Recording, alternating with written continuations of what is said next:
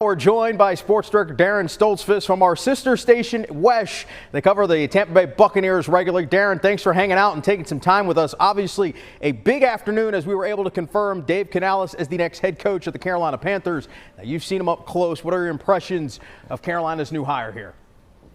I think he has been groomed for this. I know he's only been a coordinator for 1 year. He's only been a play caller for basically 1 year in the last decade plus. But from listening to him talk, Pete Carroll has put him in position to succeed. Now, listening to him talk and not even shy away from the fact that leading up to that Detroit Lions game, he was interviewing for the Panthers job. He was like, yeah, but I'm also doing this job. He had his hands in everything and still did well. So he's been groomed for this. I think it's an interesting hire. The Seahawks have an opening. He was in Seattle forever, and they decided not to go with him. But it is an intriguing hire if you're David Tepper for sure.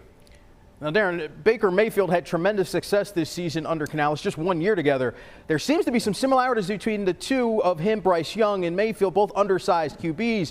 How would you describe his work with Mayfield in that quarterback room in Tampa Bay as well? Well, all you have to do is look at the Comeback Player of the Year finalist that Baker Mayfield has become this year.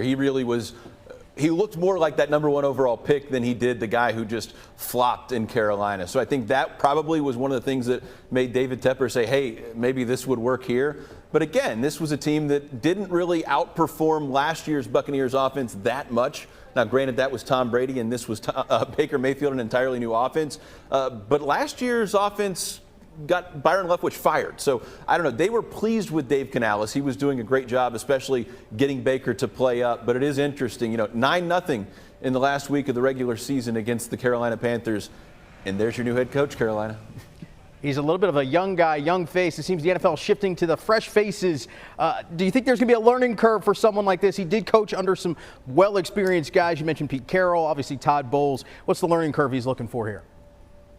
I can't imagine what the difference is between an offensive coordinator and a head coach in the NFL. You're going from being the CEO of the offense to the CEO of a multi-billion-dollar corporation. So there's got to be a steep learning curve. But again, he was under Pete Carroll for a very, very long time, more than a decade. So I think watching him and kind of being groomed by him to become a head coach, that's going to put him in a good position. But yeah, he's never been a head coach. He's never been at that position in the NFL. And he's got the keys to the franchise now, so good luck. Darren Stoltzfus joining us from WESH. Darren, thanks for taking the time. Panthers fans, Dave Canales is set to join the Panthers.